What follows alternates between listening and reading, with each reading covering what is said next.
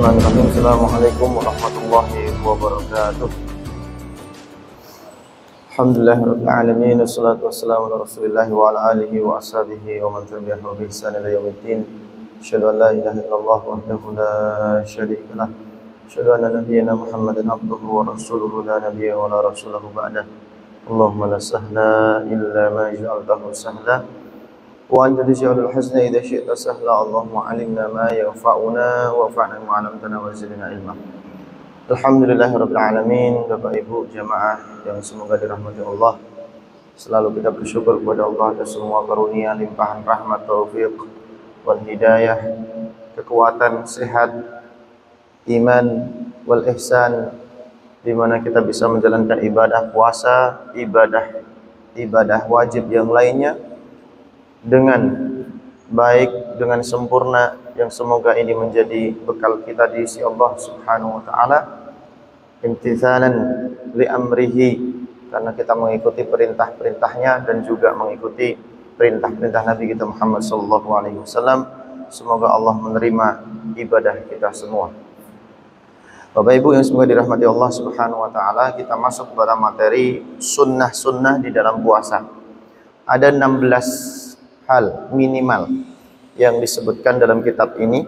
Tentu akan lebih banyak lagi kalau kita mau kaji dari kitab-kitab yang lebih besar lagi. Qala musannif rahimallahu taala, musannif mengatakan yang pertama adalah as-suhur. Suhur adalah sahur. Wa in qalla walau bima'in, meskipun sedikit. Sahur meskipun sedikit, meskipun dengan seteguk air atau dengan air putih.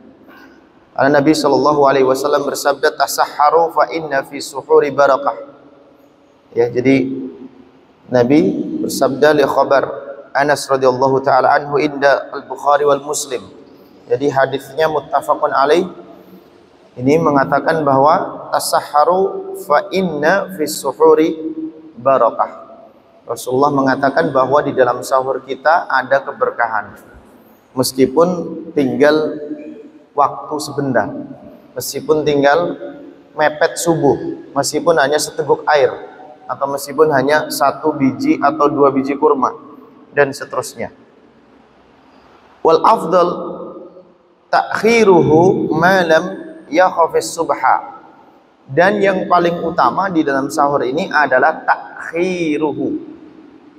Takhir itu Bapak Ibu mengakhirkan. Jadi sahur itu semakin mendekati subuh semakin baik, dengan syarat malam yakhafis subha, kalau kita tidak takut dengan masuknya waktu subuh. Ya, jadi ulama menjelaskan Bapak Ibu terkait dengan bagaimana sih sisa-sisa ma baqiya minat ta'am, ya, alladzi fis suhni. Ya, Bapak Ibu, jadi bagaimana hukum dari sisa makanan yang ada di dalam piring kita ketika kita sedang makan sahur, masih tersisa, sudah terdengar adzan subuh. Apakah yang ada di dalam piring ini dihabiskan? Apa yang ada di dalam piring ini dihentikan, disimpan dalam freezer, dimasukkan kulkas dulu biar aman? Maka jawabannya adalah Bapak Ibu, harus dihentikan. Baik yang ada di piring dan dimuntahkan yang ada di mulut. Ini pendapat yang paling kuat, Pak, inda jumhuril ulama. Kenapa seperti itu Bapak Ibu? Karena lam yu'adzinul mu'adzin illa qad dakhala subh. Tidak akan seorang muadzin itu beradzan atau mengumandangkan adzan kecuali telah masuk waktu subuh. Sementara waktu subuh ini adalah waktu di mana puasa sudah dimulai. Ya, jadi tulu'il fajri. Dan tidak akan masuk waktu subuh kecuali telah tuluk. Tuluk itu artinya terbit. Maka Bapak Ibu yang semoga dirahmati Allah, maka berarti waktu subuh sudah tidak boleh lagi makan maupun minum, atau menyelesaikan dari sisa-sisa makanan yang tersisa di dalam mulut maupun yang sisa di dalam piring kita. Nah, itu Bapak Ibu sebagai pengetahuan, meskipun sudah lebih dari 10 hari kita berpuasa, tapi tidak masalah kita kaji, karena bagaimanapun ilmu akan berlaku terus Bapak Ibu. Baik itu puasa-puasa yang nanti akan terjadi, misalkan dengan izin Allah ternyata terjadi qadha puasa, ya berarti caranya seperti itu. Atau terjadi nadar puasa, ya caranya seperti itu. Atau terjadi kafaratul puasa, kafarah itu berarti membayar kafarah, membayar denda, membayar hukuman. Itu berarti membayarnya juga seperti itu. Atau terjadi nadar, itu juga cara membayarnya juga seperti itu. Atau terjadi puasa-puasa sunnah yang lain juga seperti itu kalau menginginkan sahur. Kemudian berikutnya adalah wal afdal ta'jilul fitri idza tahaqqaqa al-ghurubah. Ini yang kedua. Berikutnya adalah yang paling afdal itu ada ta'jilul fitri. Jadi mengakhirkan sahur dan mempersegera berbuka puasa. Ya, mempersegera berbuka puasa idza tahaqqaqal ghurub. Jika memang kita sudah benar-benar tahu bahwa waktunya sudah maghrib, ya Bapak Ibu. Jadi ini sebagaimana li khabar Sahal bin Sa'ad radhiyallahu taala anhu indal Bukhari wa Muslim. Ini juga disebutkan di dalam riwayat Bukhari dan Muslim, anna Rasulullah sallallahu alaihi wasallam la yazalu nasi bi khairin ma'ajalul fitr. Maka manusia itu akan selalu di dalam kebaikan selama mempersegerakan berbuka puasa. Itu ngendikane Kanjeng Nabi. Artinya berbuka puasa ini kita segerakan Bapak Ibu karena mengikuti sunnah Nabi Shallallahu Alaihi Wasallam. Maka jangan diakhir-akhirkan. Nah, ini supaya apa Bapak Ibu? Menyelisihi wisol. Menyelisihi wisol. Wisol itu menyambung.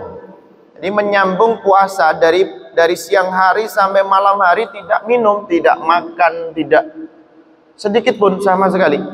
Ya, maka nanti apa hukumnya kita bahas. Kemudian berikutnya yang ketiga, wa yuftiru ala tamratin witran fa in lam yajid falma. Berikutnya sunnah berikutnya yang ketiga adalah berbuka puasa dengan memakan kurma. Ya, kurma ini ada tingkatan-tingkatannya. Yang paling tinggi, yang paling istimewa disebut dengan rutab. Bapak Ibu, jadi rutab itu warnanya kuning. Ya, jadi kurma aslinya kalau masih biji, Pak, itu warnanya kuning polos. Ya, kuning yang masih keras. Itu kalau masih biji. Jadi nanti kalau semakin lama, maka akan semakin melembut dan mulai memerah. Ya, di pucuk-pucuknya mulai memerah. Kemudian semakin memerah lagi, dan nanti semakin lama menjadi hitam. Nah, kalau hitam ini sudah bukan rutab lagi namanya, tapi sudah menjadi kurma. Nah, jadi yang biasa dibagi-bagikan di masjid-masjid, di yayasan-yayasan yang sudah berwarna hitam Bapak Ibu, itu sudah menjadi kurma. Artinya statusnya sudah tidak yang nomor satu lagi. Tapi meskipun demikian tetap namanya kurma. Biasanya kalau di Arab itu Bapak Ibu, kurma yang sudah menghitam itu biasanya di blender. Di blender kemudian dijadikan seperti adonan seperti itu. Ya, nanti karena mereka seleranya memakan rutab kurma yang masih fresh, yang masih seger. Ya, jadi itu segera. Dan kalau tidak ada kurma Bapak Ibu, nah terus maka apa? Maka sunnahnya menggunakan air. Masya Allah.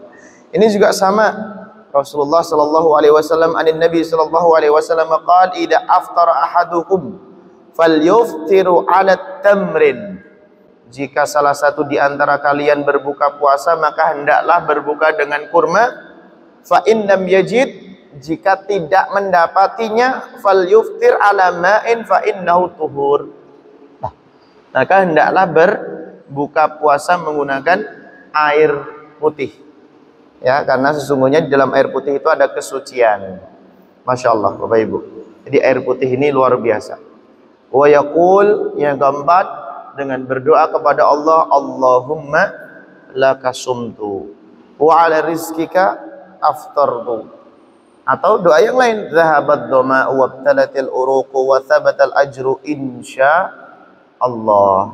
Jadi Bapak Ibu sekalian, ini merupakan sunnah Nabi kita yang dicintai oleh baginda Nabi kita Muhammad sallallahu alaihi wasallam. Kemudian disunnahkan lagi Bapak Ibu yang semoga dirahmati Allah, yang kelima, wa yundabu kathratu al-jud. Rasulullah mencintai umatnya ketika di bulan Ramadan ini untuk memperbanyak jud. Jud itu artinya perbuatan baik atau amal soleh. Apa saja, Pak? Amal soleh yang kita lakukan untuk melengkapi dari puasa Ramadan kita sehingga sempurna. Maka di dalam hadis Nabi sallallahu alaihi wasallam, anhuma li khabar Ibnu Abbas radhiyallahu taala anhuma indal Bukhari wa Muslim. Insyaallah. Jadi ini hadis-hadisnya lebih banyak diriwayatkan oleh Bukhari dan Muslim. Qala kana Rasulullah sallallahu alaihi wasallam ajwadun nas wa kana ajwadu ma yakunu fi Ramadan hina yalqahu Jibril alaihi salatu wassalam. Maka baginda Nabi sallallahu alaihi wasallam mengatakan ajwadun nas. Ajwadun nas itu Rasulullah, Pak, ketika di bulan Ramadan ini menjadi manusia yang paling baik, yang paling dermawan, yang paling lembut tutur katanya, yang paling indah perangainya. Karena sesungguhnya Allah mencintai di bulan Ramadan ini tersebarnya madrasah. Maka kita kenal loh Bapak Ibu, di Ramadan ini kita merasakan di mana-mana diselenggarakan majelis taklim. Ya, baik itu kultum, kulsub, kajian ilmiah, khutbah Jumat. Kemudian nanti ada juga kajian-kajian ringkas, kajian duha, setelah tarawih, setelah witir. Ditambah lagi Bapak Ibu, di Ramadan ini banyak sekali diangkatnya tangan doa-doa. Doa setelah sholat, doa sebelum berbuka puasa, doa setelah sahur. Allah Subhanahu wa taala menginginkan di bulan ini, 1 bulan penuh ini, adanya madrasatu atau tarbiyatul islamiyah. Adanya madrasah, Pak. Madrasah itu artinya sekolah. Sekolah Ramadan. Maka barang siapa yang memanfaatkan dan menggunakan bulan ini dengan jud, sebagaimana sunnah Nabi tadi, Pak, mengikuti semua kajian-kajian dengan sabar, ikhlas, untuk mempersiapkan 1 tahun yang akan datang. Mengikuti semua kultum kulsub, mengikuti khutbah Jumat, menghadiri majelis-majelis ilmu, mendatangi sholat-sholat jamaah, menghadiri iftar-iftar jama'i yang banyak diselenggarakan oleh kaum muslimin. Maka faktanim, maka manfaatkan kesempatan ini Bapak Ibu, karena betul-betul Allah akan mensyiarkan Islam begitu dahsyat dengan adanya bulan Ramadan ini. Dan itu terjadi Bapak Ibu, Masya Allah, tabarakallah. Kita harus bersyukur. Dan ini kita jadikan sebagai bekal sebaik-baiknya untuk 1 tahun ke depan. Karena kita 1 tahun ke depan akan mengemban amanah, akan mencari nafkah, akan bekerja, menjalankan tugas, sehingga bekal ini akan cukup untuk memberikan kita dampak yang positif dan dampak yang baik. Kemudian berikutnya Bapak Ibu, amal soleh yang diinginkan Rasulullah Sallallahu Alaihi Wasallam yang keenam adalah silaturahmi. Silaturahmi itu artinya menjalin hubungan komunikasi kepada saudara, kerabat, tetangga, kolega, dan seterusnya. Maka di sini disebutkan bahwa aqrab min jihadil abawain li khabar Anas radhiyallahu taala anhu indal Bukhari wa Muslim. Masya Allah. Diriwayatkan dari hadis Bukhari dan Muslim, qala man ahabba ayyabsitalahu fi rizqihi wa yansa'alahu fi atharihi falyasir rahimahu. Maka barang siapa yang menginginkan supaya dilapangkan rezekinya, kemudian diberikan dampak kebaikan pada dirinya, maka falyasil rahimahu, hendaklah menyambung kerabatnya, rahimahu, kerabat dekatnya, saudaranya, tetangganya, dan semua yang terkait dengannya. Menika ngendikane Kanjeng Nabi di dalam riwayat Bukhari dan Muslim. Nah, tentu ini adat yang baik Bapak Ibu, sebelum Ramadan kita minta maaf. Di antara Ramadan kita minta maaf kepada saudara kita untuk menjalin silaturahmi. Di bulan Syawal kita minta maaf lagi. Ya, Masya Allah Pak, ini merupakan adat yang baik untuk mendukung hadis ini. Ya, karena dengan adanya minta maaf akan terjadi keguguran dari mungkin terbesitnya di dalam hati kita rasa tidak suka, rasa tidak senang, atau beberapa hal yang menjadi jauh dari keluarga kita. Disebutkan lagi yang ketujuh, sunnah di dalam puasa Ramadan, kathratut tilawatil Quran, memperbanyak membaca Al-Quran, disebabkan karena bulan ini ada syahrul Quran, nuzulul Quran, di mana Allah Subhanahu wa taala menurunkan Al-Quran di dalamnya.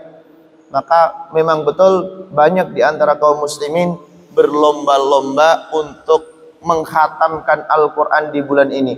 Ya, kalau kita melihat para sahabat, kita melihat para imam-imam besar, itu dahsyat sekali. Bahkan 3 hari ada yang khatam sekali, 7 hari ada yang khatam sekali, dan seterusnya Bapak Ibu.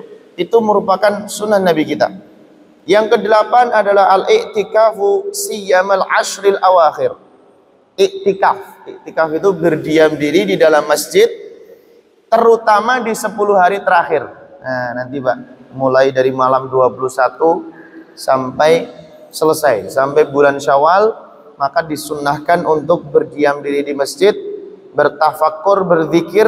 Kenapa? Karena di dalam riwayat Bukhari dan Muslim, anin Nabi sallallahu alaihi wasallam, kana Rasulullah sallallahu alaihi wasallam ya'takifu al-ashral awakhir min Ramadan.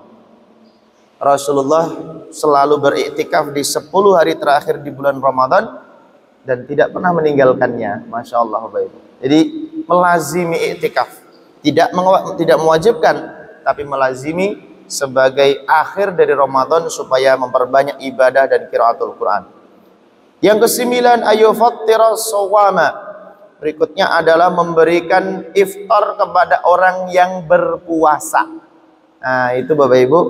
Jadi yang keempat ini disebut dengan memberikan makanan atau minuman. Maka disebutkan dari hadis Hasan Sahih, annahu qala Rasulullah sallallahu alaihi wasallam bersabda, man fattara shaiman kana lahu mithlu ajrihi ghairu annahu la yanqusu min ajri shaim syai'. Masya Allah, barang siapa yang memberikan buka orang yang sedang berpuasa, kana lahu mithlu ajrihi, maka dia mendapatkan pahala sebagaimana pahala orang yang berpuasa, wala yanqusu min ajri shaim syai'un, dan tidak mengurangi pahala orang yang puasa tersebut sedikit pun. Masya Allah Bapak Ibu.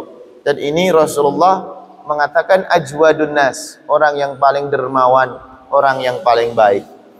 Maka kalau ada pertanyaan, Ustadz, bagaimana jika kita memberikan iftar kepada kaum muslimin yang berpuasa, karena tadi kita mendapatkan pahala sebagaimana orang yang berpuasa, kita tidak usah puasa, boleh nggak Ustadz? Ada yang bertanya begitu Bapak Ibu. Ya, maka kita jawab, itu sama dengan orang yang beribadah tapi bermaksiat, sama orang yang sholat tapi minum khamr, sama orang yang sholat tapi judi. Kenapa Bapak Ibu? Karena ya, memberikan sedekah iftar itu nilainya adalah pahala, sementara dia meninggalkan puasa nilainya dosa. Kecuali yang sudah kita bahas kemarin, meninggalkan puasa disebabkan karena ada apa Bapak Ibu? Adanya udzur syar'i, adanya alasan-alasan atau sebab yang disyar'ikan. Walau bimain. Jadi kita itu memberikan iftar tidak harus ya porsi besar Bapak Ibu, tapi dengan air minum saja itu sudah boleh. Apalagi lebih dari itu maka lebih baik. Yang ke-10 adalah taqdimu ghuslil janabah 'alal fajri. Nah ini Bapak Ibu, ini penting sekali. Ini juga sama.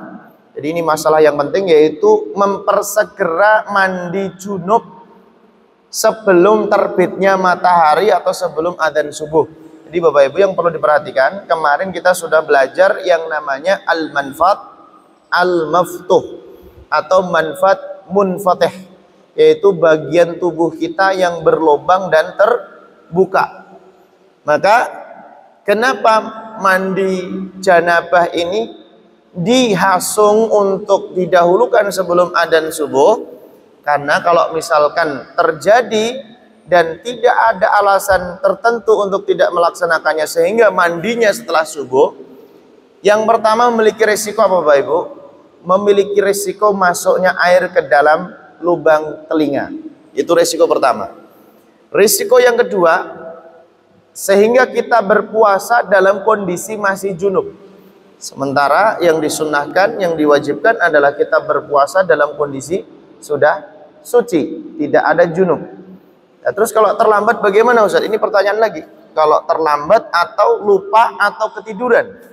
Nah, kalau misalkan terlambat, lupa atau ketiduran, ya sudah tetap mandi. Karena kalau dia tidak mandi, kalau tidak mandi maka tidak sah sholat subuhnya.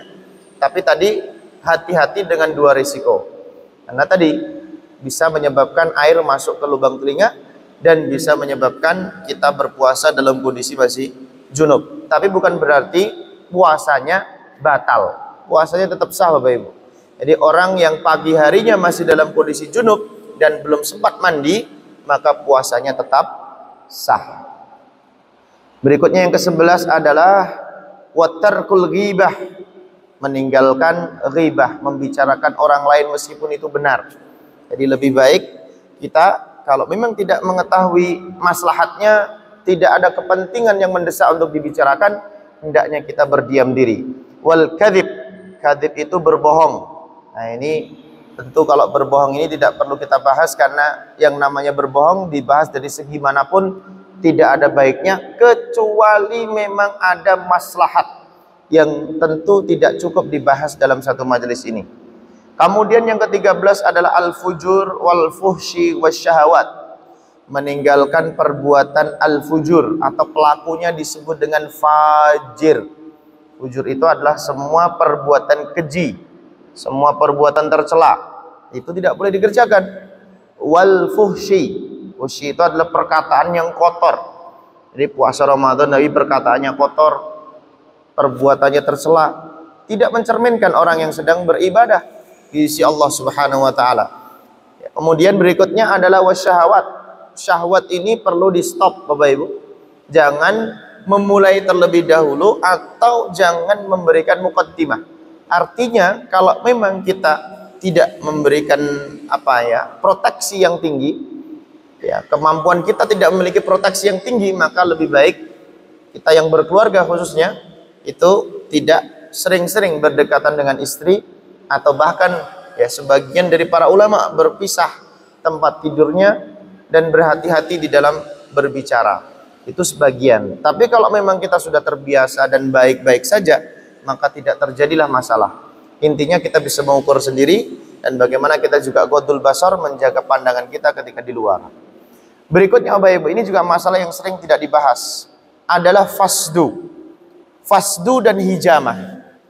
Fasdu ini sejenis pengobatan nabawi atau sejenis pengobatan yang sifatnya herbal, yaitu mengeluarkan darah dengan dimasukkan atau dengan disuntikkan jarum-jarum ke tubuh Bapak Ibu. Namanya fasdu, dimasukkan jarum-jarum ke tubuh. Ada yang keluar darah, ada yang tidak, tapi seringnya tidak keluar darahnya.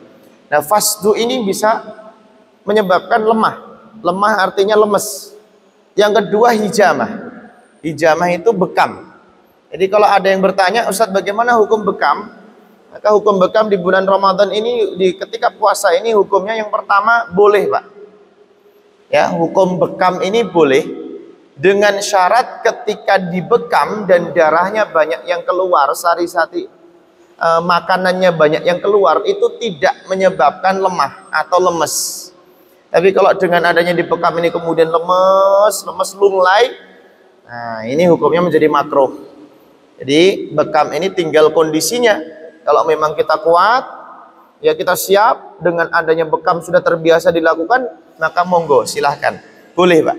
Fastu juga boleh, dan seterusnya yang tidak bermasalah dengan kekuatan kita atau imunisasi kita dari segi makanan kita. Kemudian wa in syutima, orang puasa ini jika dicela Pak, dicela, dicaci maki, dibenci, maka jawabannya bagaimana Pak? Fal yakul inni shaim. Saya tidak akan mencela kamu, saya tidak akan membenci kamu, karena sesungguhnya aku orang yang berpuasa. Monggo silahkan celah saja, karena saya orang yang berpuasa. Itu yang disunahkan oleh Rasul sallallahu alaihi wasallam. Yang ke-15, wa tahrumul qublah liman harrakat syahwatahu. Ini melanjutkan yang tadi Pak, melanjutkan yang nomor sebelumnya, yang nomor 13. Yaitu meninggalkan qublah. Ya, kalau qublah ini kan sama dengan mubasyarah, nanti mendekatnya mubasyarah kemudian berhubungan suami istri. Qublah itu mencium kening suami, mencium kening istri, atau bermesra-mesraan dengan istri. Nah, itu perlu ditinggalkan Pak ketika Ramadan, jika memang tidak memiliki proteksi yang kuat tadi Pak. Jika memang itu bisa liman ya harokat syahwatahu, jika memang syahwatnya bisa apa? Bisa naik ketika itu terjadi. Berikutnya yang ke-16 yang terakhir, yang tadi kita singgung di awal adalah wisal. Nah, wisal ini Bapak Ibu adalah puasa yang nyambung. Ya, nyambung itu artinya tidak ada buka puasanya. Jadi siang hari berpuasa, maghrib lanjut terus, malam lanjut terus, tidak buka sama sekali. Nah, ini namanya disebut dengan wisal. Maka ini ditinggalkan. Bi an la yatanawala fil lail syai'an. Orang yang wisal adalah orang yang tidak makan sesuatu, tidak minum sesuatu di malam harinya. Falau syariba ma'an walau jar'atan 'inda suhur fala tahrim. Maka orang yang melakukan ini, meskipun dia minum air seteguk saja ketika sahur, maka wisalnya batal. Dan wisal ini Bapak Ibu dikhususkan hanya untuk Kanjeng Nabi saja, hanya untuk Rasulullah. Sementara umatnya itu tidak. Artinya kita tidak ya diperkenankan. Ya minimal hukumnya makruh, Pak. Tidak diperkenankan untuk melakukan puasa wisal kecuali Rasulullah. Jadi kalau misalkan ingin berpuasa, maka dibatalkan kapan Bapak Ibu? Dibatalkan di waktu maghrib atau waktu al-ghurub.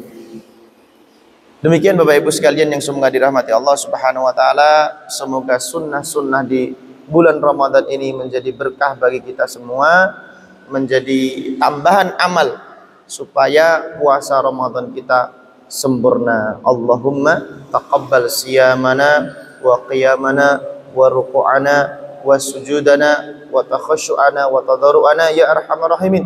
Allahumma taqabbal sadaqatana, Allahumma taqabbal jami'al a'malina wa zakatal fitrana ya Allah bi rahmatika ya arhamar rahimin. Rabbana atina fid dunya hasanah wa fil akhirati hasanah wa qina adzabannar. Subhana rabbika rabbil izzati amma yasifun. Salamun alal mursalin walhamdulillahi rabbil alamin. Assalamualaikum warahmatullahi wabarakatuh.